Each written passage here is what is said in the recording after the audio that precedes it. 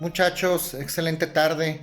Me da mucho gusto volver a saber de todos ustedes, volver a remitirles un nuevo video del derecho sucesorio, como hemos platicado en estas últimas sesiones. Y bueno, pues aquí de nueva cuenta estamos platicando de estos temas jurídicos que a todos los que tienen la atención de ver el contenido de estos videos nos atañe. El día de hoy ya vamos en el capítulo 9, vamos a dar apertura a esta nueva sesión de clases de derecho sucesorio mexicano con el contenido fundamental de estos conceptos. Recuerden ustedes que las fuentes las pueden consultar ustedes tanto en el Código Civil para el Distrito Federal como en Borja Soriano o en Juan Manuel Asprón Pelayo en su libro de sucesiones. Ustedes pueden consultar toda esta información en estos textos. Y pues sin mayor preámbulo vamos a entrar a este capítulo 9 de Derecho Sucesorio. Y el día de hoy nos toca hablar de la albacea, pero antes de hablar de la albacea, en la siguiente sesión, en la sesión anterior, estábamos hablando justamente de la aceptación y de la repudiación de la herencia.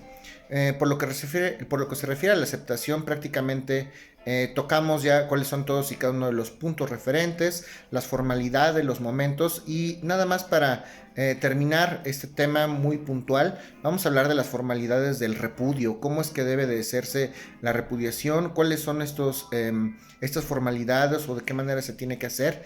Y bueno, vamos a hablar en primera instancia de la forma. Recuerden ustedes que repudiar la herencia significa impedir que los adjudicatarios o los legatarios puedan adquirir a título de herencia los bienes que el patrimonio en liquidación del de cuyos les pretende transmitir. ¿Y cuál es la forma entonces? Debe de hacerse de manera escrita. La forma para hacer una repudiación es que debe de hacerse de manera escrita y por regla general establece la ley que la repudiación se deberá llevar a cabo ante el juez competente, que en este caso será el juez de lo familiar. Establece también por ahí la ley que en caso de que no se encuentre alguna autoridad jurisdiccional dentro de la circunscripción, donde se encuentren los herederos o legatarios que desean repudiar la herencia, se puede acudir a algún notario público, lo cual es un poco ocioso, puesto que si la ley implica o la ley establece que si no encontramos alguna autoridad jurisdiccional lo podemos hacer ante notario, esto significa que también podemos repudiar ante notario público. Entonces hay dos maneras en las cuales se puede repudiar la herencia. Uno, ante la autoridad jurisdiccional, que sería lo ideal, o ante notario. También ante notario podemos repudiar o rechazar esta herencia o legado y por ende todos y cada uno de los efectos que se causarían con motivo de la adjudicación de esta sucesión. ¿Ok? Eso es referente a la repudiación de la herencia y sin mayor preámbulo, como hemos comentado, vamos a iniciar con el nuevo tema que es el albaceazgo.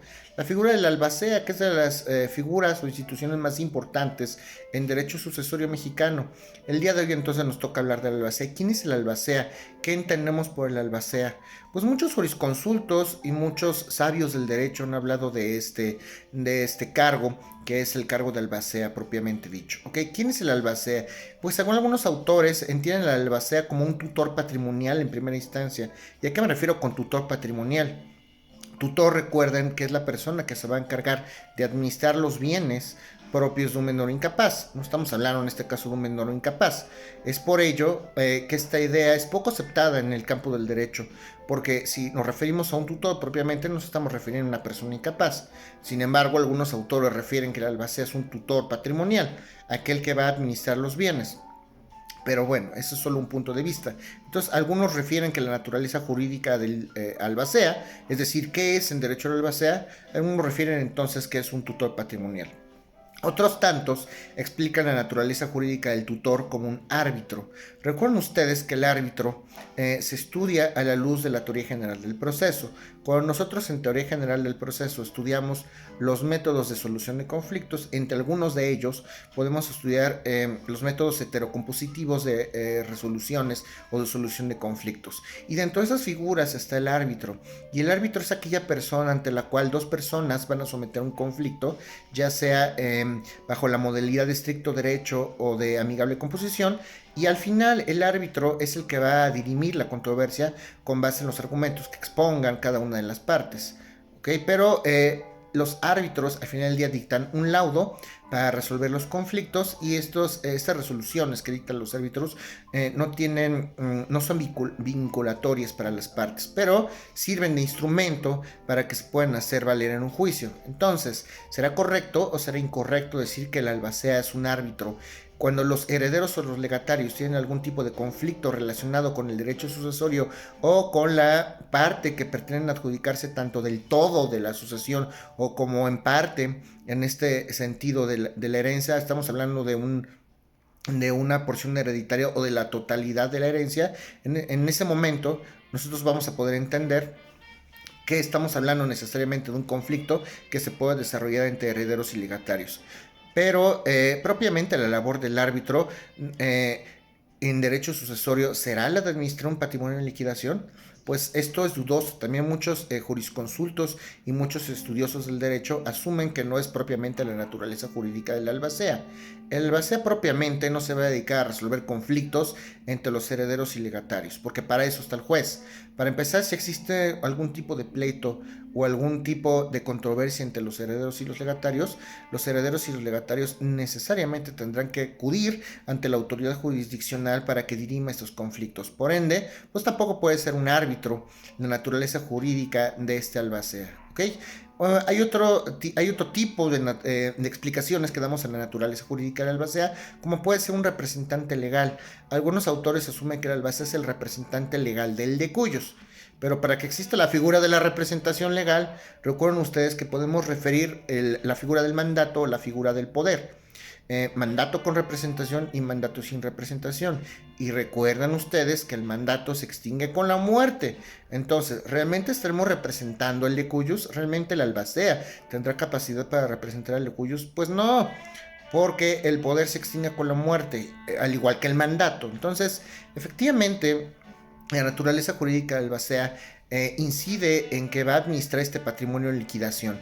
Simple y sencillamente es una persona que va a administrar un patrimonio en liquidación, y esa es la explicación más viable que podemos entender.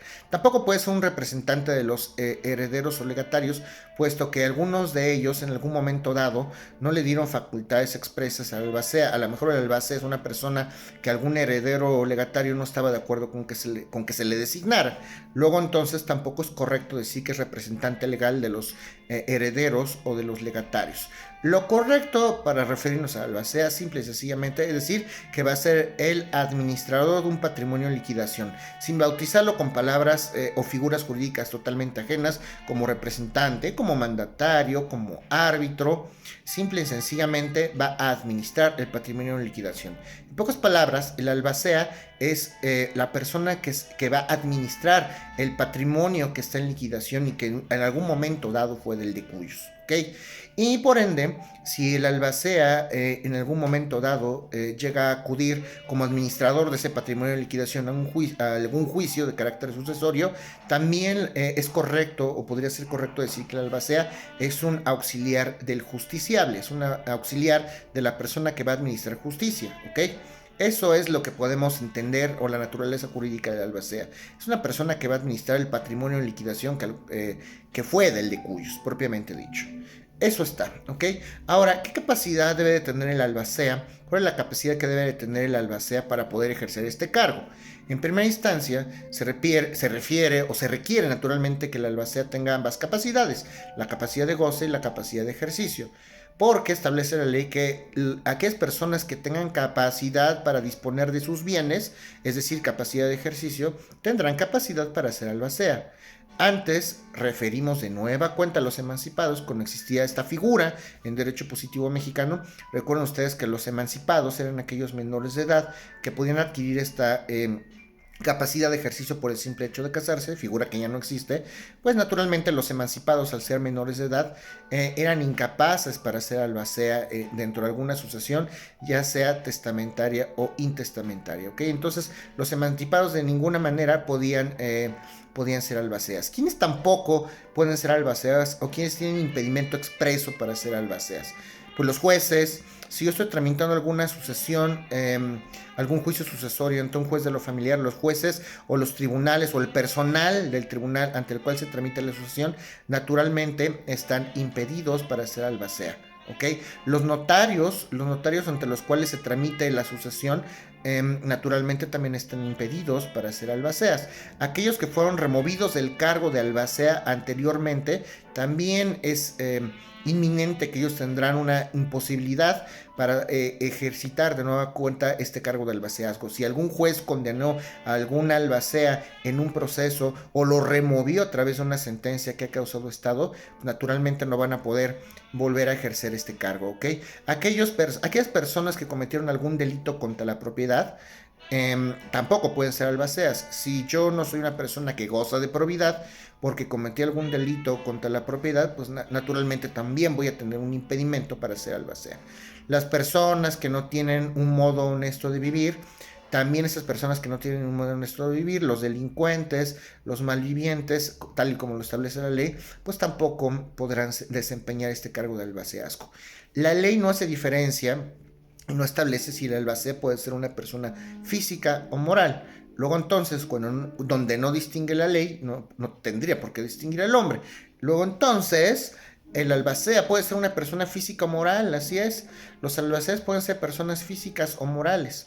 ¿Y en qué momento se hace este nombramiento del albacea? Pues tenemos dos posibilidades. La primera posibilidad es que la asociación lo estamos tramitando ante el notario, o la segunda posibilidad es que la asociación lo estemos tramitando ante juez. En el primer caso, cuando tramitamos una asociación ante el notario público, recuerden que se llevan a cabo, se tienen que otorgar dos escrituras. La primera de ellas es donde se acepta la herencia o el legado, o se repudia la herencia o el legado, y en ese mismo instrumento se tendrá que aceptar y se tendrá que protestar el cargo de albacea. En ese momento, en las tramitaciones ante el notario se acepta y se protesta el cargo de albaceazgo. En el caso de las sucesiones tramitadas ante autoridad jurisdiccional, recuerden que hay 4 etapas, y la primera propiamente es el nombramiento de albacea o el nombramiento de albacea y aceptación y protesta al cargo, y el nombramiento de herederos o legatarios o repudiación de herencia o legado. En este momento, en la primera etapa de las sucesiones que se tramiten entre la vía jurisdiccional en un juicio sucesorio, allí es donde se tiene que aceptar y protestar el cargo de albacea, ¿ok? También hay algunos supuestos en los que los herederos y los legatarios no se ponen de acuerdo, y en esos supuestos naturalmente entendemos que el juez tendrá que nombrar a este albacea. Entonces hay algunos supuestos en los cuales el juez, y no necesariamente los herederos o los legatarios, pueden llegar a nombrar a estos albaceas, ¿ok? Bueno, dicho esto, ahora vamos a analizar cuáles son los tipos o las clases de albacea que pueden existir en derecho positivo mexicano. ¿Qué tipo de clases de albacea pueden existir? Primero vamos a referirnos al albacea universal, o general. ¿Quién es el albacea universal o el albacea general? Bueno, cuando hablamos o nos referimos al albacea general o al albacea universal, nos estamos refiriendo propiamente al ejercicio propiamente, nos estamos refiriendo propiamente al ejercicio de la voluntad expresa o presunta del testador o del de cuya sucesión se trata, depende de la sucesión que estamos tramitando, ya sea una sucesión testamentaria o una sucesión judicial. Entonces, es propiamente en el ejercicio o al momento de ejecutar la voluntad del testador cuando se tiene que referir una albacea de manera universal o general. En pocas palabras, el albacea universal o el albacea general es aquella persona que va a ejecutar. El albacea general o el albacea universal es la persona que va a ejecutar la voluntad, es un ejecutor de la voluntad. Es un ejecutor de la voluntad del de cuyos, ¿ok? Entonces es el ejecutor de la voluntad expresa o presunta del de cuyos según se trate la sucesión. Puede ser una sucesión testamentaria, una sucesión legítima o una sucesión mixta, ¿ok? Entonces, si hablamos de la ejecución de la voluntad del de cuyos expresa, estamos hablando de un testamento, porque expresamente el testador designó a una persona que designó como albacea, ¿ok? Si yo en el testamento designo a una persona específicamente, yo designé a Juan Pérez para que sea mi albacea, entonces es mi voluntad expresa que ese señor sea el albacea, ¿ok? En ese caso, solamente la vía testamentaria. Ahora, vamos a hablar de la presunta voluntad del de cuyos. Cuando el testador, o bueno, más bien, cuando el de cuyos no hizo testamento, cuando tramitamos las reglas de la sucesión legítima, cuando nos referimos al de cuyos y no hizo testamento, no podemos hablar de testador. Entonces, recuerden ustedes que conforme las reglas de la sucesión legítima, se supone que la ley interpreta interpreta la voluntad del de cuyos. Entonces, cuando interpretamos la voluntad del de cuyos y nos basamos en las reglas de la sucesión legítima, entonces es la presunta voluntad, es el ejecutor, el albacea será el ejecutor de la presunta voluntad del de cuyos. Y recuerden que las sucesiones mixtas son aquellas sucesiones que pueden incidir mitad testamentaria o mitad de la sucesión, mitad con partes de las reglas de la sucesión legítima. Si yo hice un testamento y simplemente dejé un legado y el resto de mi patrimonio no le designé beneficiarios, bueno, entonces el resto de mi patrimonio tendrá que ser tramitado conforme a las reglas de la sucesión legítima. Entonces ahí estaremos hablando de que el sucesor universal o general va a trabajar la voluntad del testador de manera expresa cuando hizo testamento, y de manera supuesta o de manera alternativa cuando no hizo testamento. Entonces, la presunta voluntad del de cuyos vamos a referirla cuando se lleva a cabo una sucesión que es tramitada por las reglas de la sucesión legítima. ¿Ok? Siguiente clase de albaceazgo. Vamos a hablar del albacea particular o especial. ¿Quién es el albacea particular o especial? El albacea particular o especial es quien tiene encomendada propiamente por disposición expresa del testador la ejecución de uno o varios actos en especial. Obviamente este albacea particular o especial solamente puede ser designado en la vía testamentaria. Cuando yo instituyo a una persona como albacea en mi testamento para que lleve a cabo un acto o varios actos en especial, estamos hablando de un albacea particular o especial. Y recuerden, solamente se puede hablar de un albacea particular o especial cuando hablamos de las sucesiones testamentarias. ¿Ok?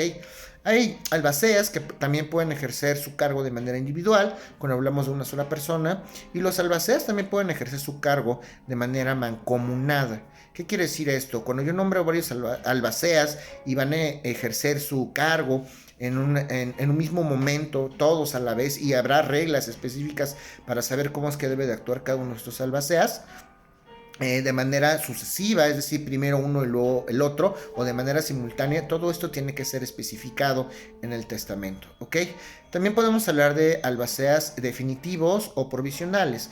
El albacea definitivo es aquel que puedo nombrar en el testamento o que es designado por los herederos o los legatarios al momento que se tramita una sucesión ante el juez. Si no se ponen de acuerdo los herederos o los legatarios y estamos tramitando un proceso de naturaleza sucesoria, entonces el juez puede nombrar un albacea provisional en tanto se define quién va a ser el albacea definitivo.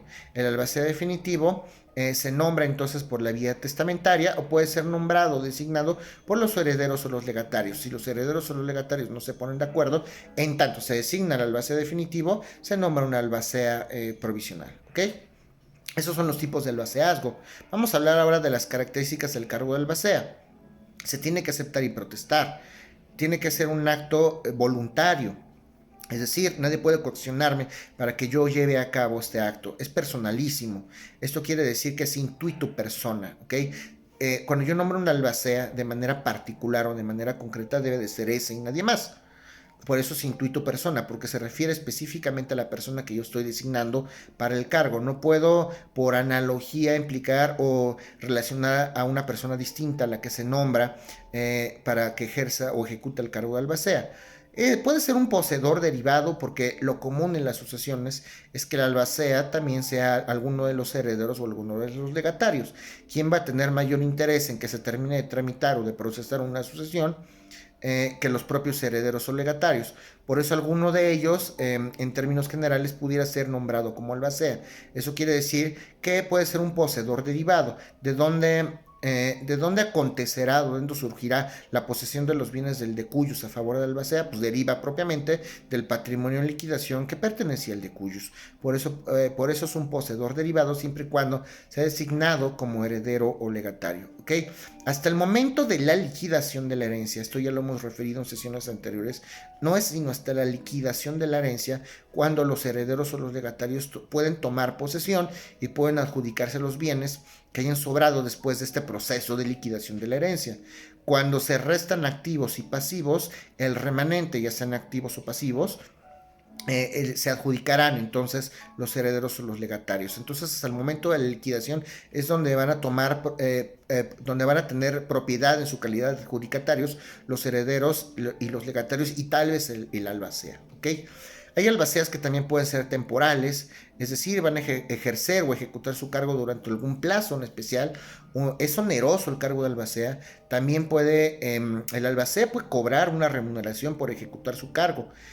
Si así se especifica, alguna cantidad en especial, o si no, pues la propia ley de manera supletoria establece que el cargo de la albacea es oneroso, es decir, se le tiene que remunerar toda esta serie de actuaciones que hace la albacea, porque todo este trabajo que hace para liquidar el patrimonio de Lecuyos y poder hacer correctamente este proceso y esta tramitación de la sucesión, pues implica trabajo, y ese trabajo la ley asume que debe de ser remunerado, ¿ok? El cargo de albaceazgo no requiere propiamente un discernimiento o una aprobación, aunque algunos jueces llevan a cabo esta práctica. En la primera etapa de las sucesiones, cuando nosotros pretendemos hacer una designación y protesta al cargo de albacea, basta con que sea designado en la vía testamentaria o en la vía de la sucesión legítima. El albacea tendrá que aceptar y protestar que va a desempeñar bien su cargo, y hasta ahí. Simplemente tendrá que hacerlo de esta manera, pero a las autoridades jurisdiccionales les gusta dar siempre el sello de aprobación. Entonces, una vez que los albaceas aceptan y protestan su cargo, generalmente los jueces, para dar esta formalidad o para culminar este acto de aceptación y protesta al cargo del albacea, generalmente aprueban las diligencias que se hacen en alguna audiencia en algún momento dado, aunque no debería de ser así, porque no requiere la aceptación por parte de alguna autoridad jurisdiccional. Si el albacea cumple con los requisitos y es designado por parte de los herederos o legatarios, si no tiene impedimentos y se está presentando ante la autoridad jurisdiccional, no necesita el discernimiento el cargo de albacea, ¿ok? Eso es lo que establece la ley, y bueno, ustedes deben de saberlo. Si algún día llegan a tramitar alguna asociación ante juez y les aceptan, al final del día el juez hace una aceptación finalmente de este cargo, pues sepan ustedes que está de más, de acuerdo a las disposiciones que establece la ley. Vamos a hablar de las obligaciones del albacea. ¿Qué obligaciones debe de llevar a cabo el albacea? Pues en primera instancia, la primera obligación importantísima del albacea cuando hablamos de sucesiones testamentarias es presentar el testamento público abierto. Si el albacea es el que va a dar trámite al proceso de la sucesión, ya sea testamentaria o intestamentaria, de ahí que la primera de las obligaciones del albacea sea presentar ese testamento, ya sea ante notario o ante juez, ¿ok? La siguiente obligación del albacea es asegurar los bienes de la herencia. Tiene que tomar este albacea todas y cada una de las medidas necesarias para que todos los bienes que se vayan a transmitir a título de herencia o legado estén en las condiciones adecuadas para que en el momento procedimental oportuno puedan transmitirse, puedan ser adjudicadas a favor de los herederos o los legatarios, ¿ok? De allí entonces que todo el proceso sucesorio debe ser tutelado por esta albacea. ¿Qué quiere decir esto? Al momento en que se vaya a hacer el inventario y el avalúo de todos los bienes, será el albacea el que tenga que hacer a través de un inventario una relación de todos los bienes existentes, de todos los activos, de todos los pasivos, de este patrimonio en liquidación que en algún momento fue del Lecuyos. Y hay que hacer también un avalúo, cuánto vale cada uno de estos bienes que se van a adjudicar, y los cotejamos contra los pasivos para que primero se liquiden las deudas, y si hay algún remanente pues sea adjudicado a favor de los herederos o los de los legatarios, ¿ok? Por ahí la ley establece algunos plazos como el de 10 días para que se haga un inventario y un avalúo después de haber presentado el testamento, de haber dado apertura a la herencia. Estos plazos son imposibles de cumplir porque no podemos pasar de una etapa a otra hasta que se hayan culminado todos y cada uno de los requisitos de alguna de estas etapas. Es decir, si yo no termino adecuadamente de aceptar y protestar el cargo albacea, o de aceptar la herencia o repudiar la herencia o legado, yo no puedo pasar a la siguiente fase de la sucesión porque todavía no hay un albacea nombrado conforme a la ley. Ya cuando hay un albacea nombrado y cuando los herederos y los legatarios estén debidamente designados, ahora sí, el albacea tendrá que hacer un listado de todos los bienes y cuánto valen. Y bueno, pues eso puede tardar bastante tiempo porque hay que mandar algunos avisos, hay que mandar algunos oficios al Archivo General de Notarías o al Archivo Judicial para saber si hay testamentos existentes. No podemos pasar de la primera etapa hasta que el notario o el juez se cercioren de la existencia o inexistencia de testamentos. Esto lo vamos a analizar de manera pormenorizada cuando veamos este tipo de procedimientos sucesorios, ¿ok?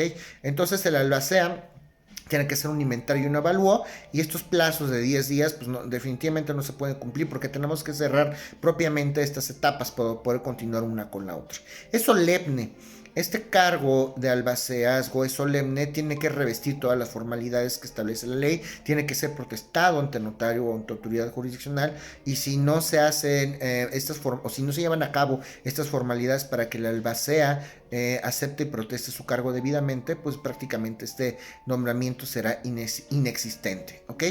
Ahora bien, otra de las obligaciones del albacea es que tiene que escribir de manera pormenorizada todos y cada uno de los bienes o de los derechos o de los pasivos que hay en la sucesión de este patrimonio en liquidación. Tendrá que encargarse de la administración de los gastos de la tramitación de este proceso sucesorio.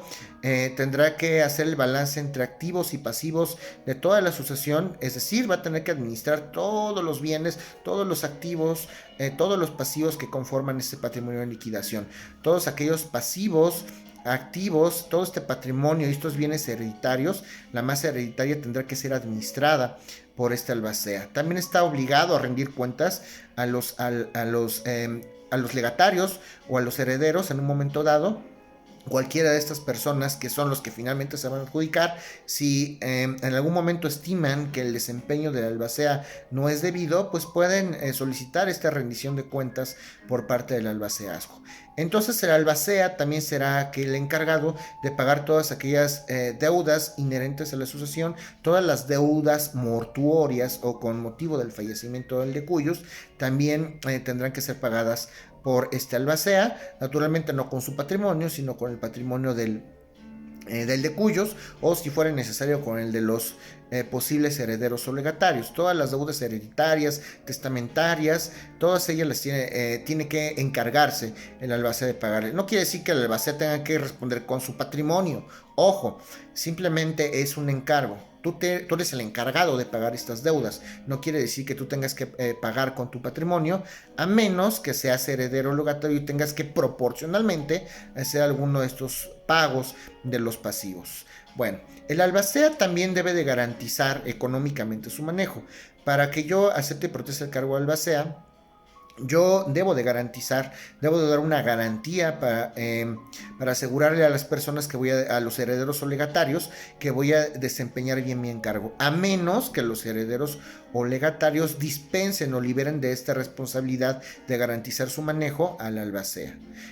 También el albacea va a ser la persona encargada de llevar a cabo la partición, es decir, el proyecto de cómo se debería de repartir la sucesión o los bienes hereditarios a favor de los herederos o legatarios, y en su momento será la persona que tendrá que resguardar o tendrá que verificar que se lleva a cabo conforme a derecho esta adjudicación de los bienes materia de la masa hereditaria. Debe de ser el encargado también este albacea de defender la validez del testamento. En el caso de que hablemos de una sucesión testamentaria, será el albacea el que defienda la validez del testamento y la masa hereditaria. Todo aquello que sea en beneficio de la masa hereditaria, el albacea tendrá la obligación de defenderlo hasta el final. En pocas palabras, también va a representar a la sucesión, es decir, al patrimonio sucesorio. Esto es una figura interesante en derecho positivo mexicano, ya que en algunos supuestos el patrimonio sucesorio pudiera atribuírsele en voz de algunos jurisconsultos personalidad jurídica. Tan es así que las sucesiones también pueden ser dadas de alta en el Registro Federal de Contribuyentes. En algunos casos pueden llegar a tener personalidad jurídica, y cuando se les reconoce esta personalidad jurídica pueden ser inscritos en el Registro Federal de Contribuyentes y hasta tener un RFC. ¿Ok? Hay otra figura en derecho sucesorio importantísima que la vamos a ver seguramente en la próxima sesión, que es el ejecutor. El ejecutor es la persona que va a llevar a cabo todos aquellos actos necesarios para que se tramite debidamente la sucesión. Y hay otra figura que es el interventor. El interventor es la persona que va a resguardar o va a verificar que el albacea lleve a cabo adecuadamente su encargo. Si hablamos de ejecutores, los ejecutores son aquellos que tendrán que accionar algunas conductas en especial para llevar a cabo la voluntad del decuyo, ya sea de manera testamentaria o con base en las reglas de la sucesión legítima. Y si existiera algún ejecutor nombrado de manera específica en la sucesión, ya sea legítima o testamentaria, en ese supuesto, pues el albacea tendrá que dotarlo de todos los elementos, tendrá que dotar de todos los elementos necesarios al ejecutor para que realice bien su encargo. ¿Ok? Bueno, hasta aquí entonces platicamos el día de hoy de estas características inherentes al albaceazgo. En la próxima sesión vamos a seguir hablando de este tema del albaceazgo, cuáles son las formas de terminar este albaceazgo, y vamos a entrar ya al estudio de algunos procesos o de algunas etapas propias o inherentes de la sucesión, para que al final de todas estas pláticas podamos establecer y podamos contarles o relatarles cómo es que se puede o se debe procesar una sucesión legítima, ya sea ante juez o ante notario. Agradezco mucho su atención, síganse portando bien, todas sus dudas háganmelas llegar a través de los canales que ya conocen, a través de el canal, a través de WhatsApp, a través de algún mensaje. Y bueno, pues me da mucho gusto, cuídense mucho en estas etapas que se acercan, las etapas navideñas, y yo los saludo a todos ustedes. Pórtense bien y hasta luego a todos.